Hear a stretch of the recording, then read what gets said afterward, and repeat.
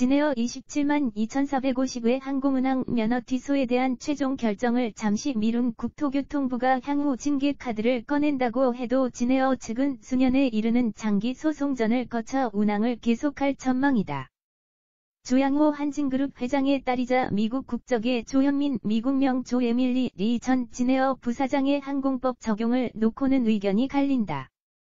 국토부는 지난달 29일 진에어의 면허 취소 관련해 세 곳의 법무법인의 법률자문을 맡긴 결과 두 곳에서 면허 취소 의견을 낸 반면 나머지 한 곳은 면허 취소는 과도하다는 의견을 냈다며 앞으로 이해관계자 의견 청취, 진에어 청문회 등을 거친 뒤 최종 결정을 내리겠다고 밝혔다.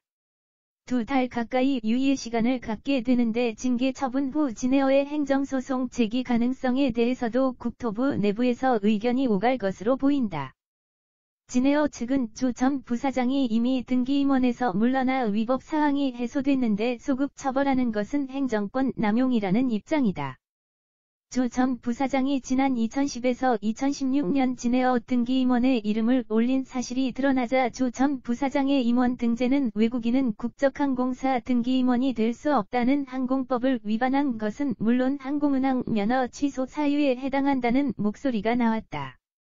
민주사회 루리안 변호사 모임 민변 부회장인 김남근 변호사 법무법인 위민도 1일 소급 적용이라는 표현은 2016년 당시 국토부에서 진에어 측을 처벌하지 않기로 했었으면 쓸 수 있겠으나 현 상황과 맞지 않는다며 항공법을 보면 외국인이 국적항공사 임원이면 해당 항공사의 운항 면허를 정지가 아닌 취소만 하게끔 돼 있다고 밝혔다.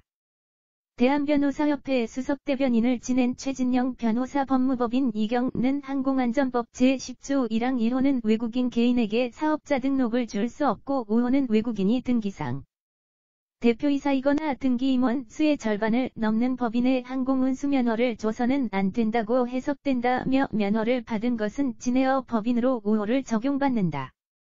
5호 규정을 지켰다면 조 전 부사장이 외국인이라는 사실만으로 진에어 면허에 영향을 줄 수는 없다고 주장했다.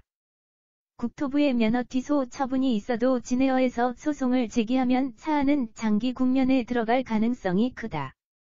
최근 비슷한 사례도 있다. 국토부로부터 2014년 11월 운항정지 처분을 받은 아시아나항공 020560은 한 달여 만에 국토부를 상대로 운항정지 처분 취소 소송을 제기했으나 1일 현재 사건은 아직 대법원에 계류 중이다. 아시아나항공은 2013년 7월 샌프란시스코 공항 착륙 중 방파제와 충돌하는 사고를 일으켜 탑승객 3명이 숨지고 180여 명이 다쳤다. 국토부는 조종사에 중대한 과실이 있었다며 그 다음해 11월 아시아나항공에 해당 노선 45일 운항정지 처분을 내렸었다. 아시아나항공은 처분이 내려지고 약 한 달 만인 2014년 12월 17일 서울행정법원에 소송을 제기했고 2016년 2월 패소했다. 곧 항소했으나 지난해 5월 서울고법은 항소기각 판결을 내리며 또 국토부 손을 들어줬다. 아시아나항공이 상고한 가운데 지난해 6월 접수된 대법원 심리는 지난달에 이르러서야 재개됐다. 올해 안에 대법원 판결이 나온다고 해도 운항정지 처분이 내려지고 약 4년의 세월이 흐르는 셈이다.